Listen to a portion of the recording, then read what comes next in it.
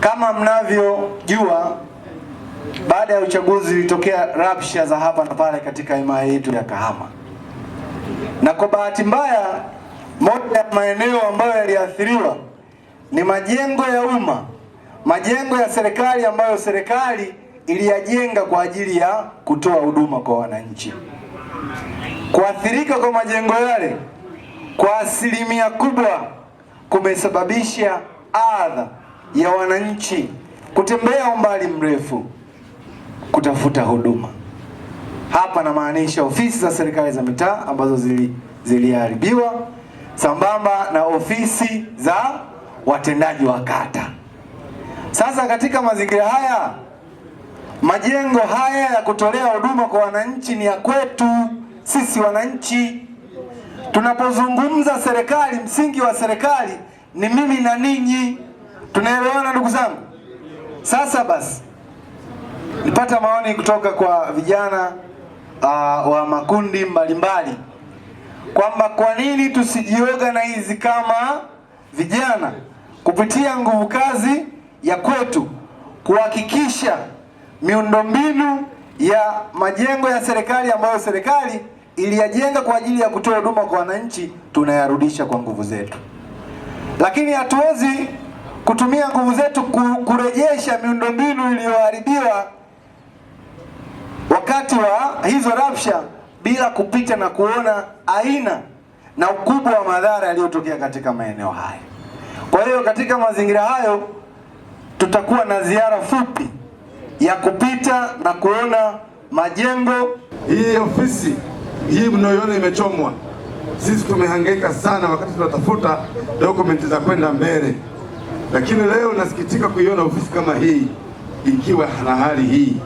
Ni washauri vijana wenzangu, mafundi wenzangu, bajaji, madereva, pikipiki na watu wote, jamani, hili tulione, linatuumiza. Leo mama zetu, baba zetu, wazee wanaumia kupata huduma. Inasikitisha sana. Lakini ukiona kiongozi kama huyu anajaribu kutusogeza mbele kwamba tuone hii adha tulioipata, tunaweza tukafurahia tu, lakini sio vitu vizuri sana. Mimi natoka Mongoro, Nyashimbi huko, watu wanahangaika mno sasa hivi kupata huduma. Kwa hiyo kupitia hili, mimi kama mwenyekiti wa chama cha mafundi ujenzi na mheshimiwa mkuu wa wilaya anaelewa, tumezunguka kata zote ambazo zimechomwa. Mimi niko tayari, kama serikali ama wadau watapata chochote, sisi tuko tayari kujenga, na sisi msaada tutatoa, japokuwa tutalipwa, sio msaada tu, na sisi tutatoa kidogo, nguvu zetu. Maana fundi wetu mshindisha anajenga bila kula au kupeleka chochote nyumbani, ila msaada wetu utakuwa ni mkubwa sana. Kwa hiyo mkuu wa wilaya atakapohitaji msaada wa chochote kama mdau, na sisi tutasaidia. Kwa hiyo Mheshimiwa mkuu wa wilaya, sisi kwanza tuseme neno moja. Tunafarijika baada ya kuiona ziara yako ya kutuonesha kwa vitendo matukio yaliyofanyika 29 Oktoba, lakini kwetu sisi ni faraja kwa sababu imeonesha ni namna gani unaanza kurudi kwetu, kwa maana ya kuturahisishia huduma tunayotakiwa kwenda kuipata.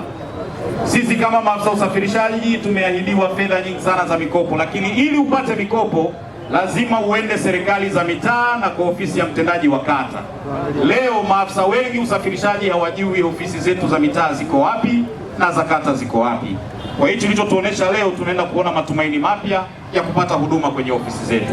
Tukuahidi Mheshimiwa mkuu wa wilaya, pale ambapo tutaanza zoezi lako ama kama serikali imejipanga, sisi kama maafisa usafirishaji tutakuwa na michango yetu katika mifuko ya saruji itakayohitajika kulingana na nafasi tutakayokuwa nayo kwa wakati huo.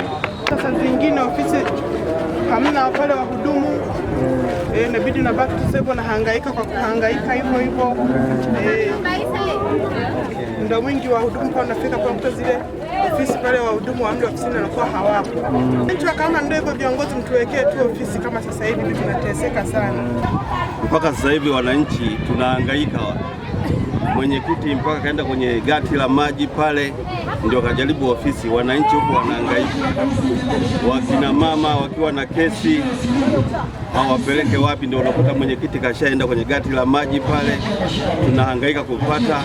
Hata mihuri sasa hivi imekuwa ya kuhangaikia, changamoto zimekuwa nyingi.